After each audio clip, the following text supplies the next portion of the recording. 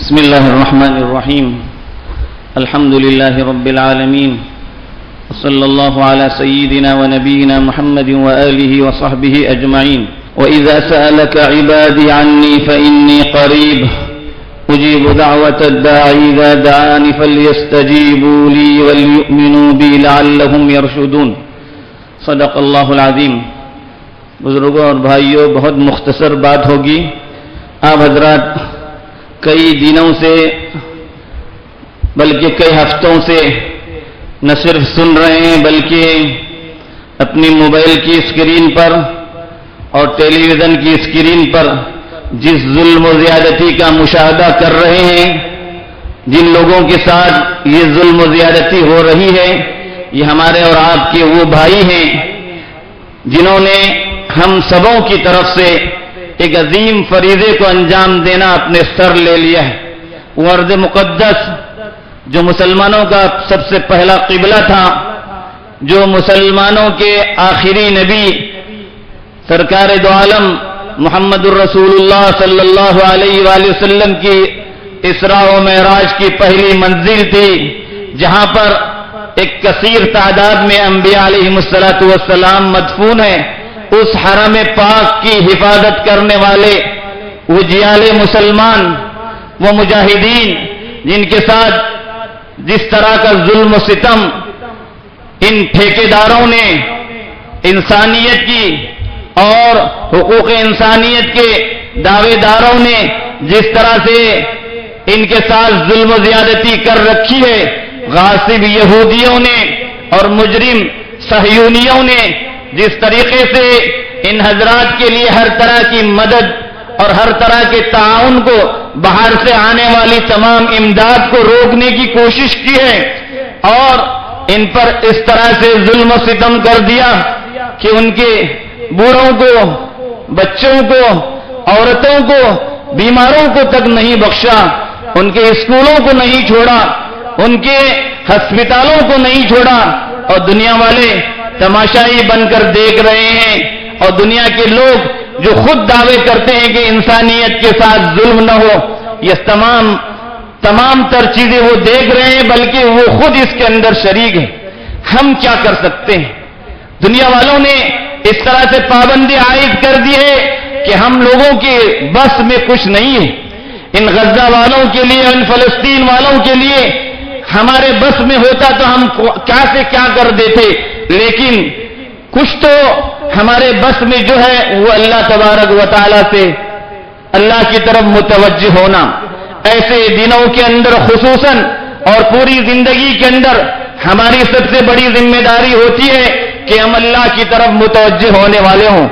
اللہ کی شریعت کو اپنے اوپر نافذ کرنے والے ہوں، اپنے آپسی اختلاف و انتشار کو دور کرنے والے ہوں، مسلمان ایک ہو کر کے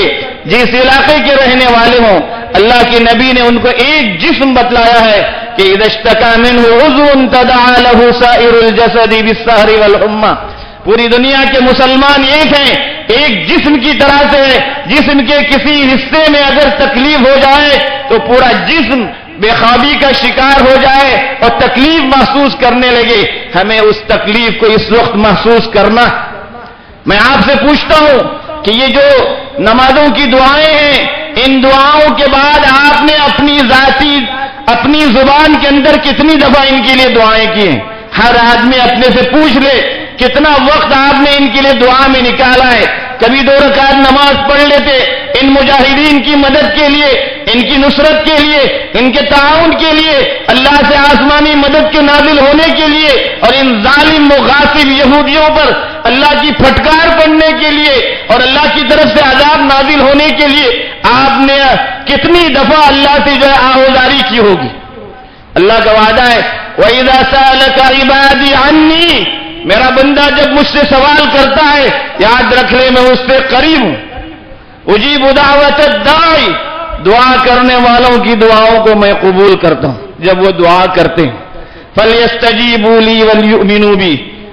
لہذا ان کو چاہیے کہ وہ مجھ سے دعائیں کریں، میری طرف متوجہ ہوں. بزرگوں اور بھائیوں، اس وقت ہمیں اپنے تمام تر اختلافات کو، جزوی اختلافات کو ہر طرح کے اختلافات کو چھوڑ کر کے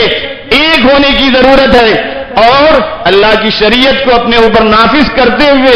اللہ کے احکامات کو اپنے اوپر نافذ کرتے ہوئے اللہ کی طرف آہوازی کرنے کی ضرورت ہے۔ ہمارے جس کام سے ان یہودیوں کو جو بھی تعاون پہنچتا ہے، ہمیں ان سب باتوں سے رکنے کی ضرورت ہے اور ان تمام چیزوں سے ہمیں رکنے کی ضرورت ہے کہ ہمارا اگر ایک پیسہ بھی ہماری خرید و فروخت میں سے ایک پیسے کا فائدہ بھی ان ظالم یہودیوں تک پہنچتا ہے، جس کے ذریعے وہ ہتھیار خرید کر کے، بارود خرید کر کے ہمارے اور آپ کے بھائیوں پر برسا رہے ہیں، ہم طے کر لیں کہ زندگی بھر ان کی مصنوعات کو ہم استعمال نہیں کریں گے، ہم ان کی مصنوعات کا بائیکاٹ کریں گے اور اپنی جو چیزیں ہیں ان چیزوں کو ترجیح دیں گے۔ ہمارے کاروباری حضرات سے بھی ہم پورے وثوق کے ساتھ یہ بیان کرنا چاہتے ہیں، آپ کی کاروبار کے اندر کوئی کمی نہیں ہوگی، آپ ان کے سامان کو لینا چھوڑ دیجئے، اللہ تعالیٰ دوسری جگہوں سے آپ کے لیے دوسرے راستوں سے اللہ تعالیٰ آپ کے لیے انتظام کر دے گا۔ ان کی مصنوعات کو اپنے یہاں لا کر بیچنا بند کر دیجئے، اب تک جو چیزیں چھوڑ دیجئے اس کو، آنے والے دنوں کے اندر بالکل ان کی چیزیں مت لیں، ہم طے کر لیں، ہم اگر طے کر لیتے ہیں ایک دو دن کے لیے نہیں، ہفتے مہینے کے لیے نہیں، سال دو سال کے لیے نہیں، زندگی بھر کے لیے اگر ہم طے کر لیں ان کی کمر ٹوٹ جائے گی انشاءاللہ، اور اللہ تعالیٰ کو وہ دن دکھائے گا کہ یہ ہمارے مجاہدین بھائی جو اپنا سب کچھ قربان کیے ہوئے ہیں، جو ثابت قدمی کے ساتھ کھڑے ہیں، ان کی مدد کے لیے اللہ تعالیٰ آسمان سے فرشتے نازل کرے گا، اور وہ دن ہم ضرور دیکھیں گے کہ جس دن ہم ان کی فتح و نصرت کو اپنے کانوں سے سنیں گے، اپنے آنکھوں سے دیکھیں گے۔ بزرگوں اور بھائیوں، ہمیں ایسے وقت میں اللہ کی طرف آہوازی کرنے کی ضرورت ہے، ہمارے اختیار میں کچھ نہیں ہے، لیکن یہ سن کر جانا نہیں ہے، خاموش ہونا نہیں ہے،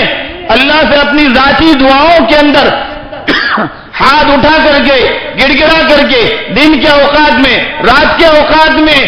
اور رات میں اپنی نیندوں کو قربان کر کے ان مجاہدین اور ان مظلوم مسلمانوں کے لیے اپنی زبانوں میں دعا کیجئے، اللہ سے لو لگائیے، اور دل کے ساتھ جب دعا ہوتی ہے اللہ کا وعدہ ہے کہ اللہ تعالیٰ دعائیں قبول کرے گا۔ ہم میں سے کس کی دعا اللہ کے پاس پہنچ جائے، قبول ہو جائے، اور پھر ہمیں اپنی مانگی ہوئی مراد مل جائے۔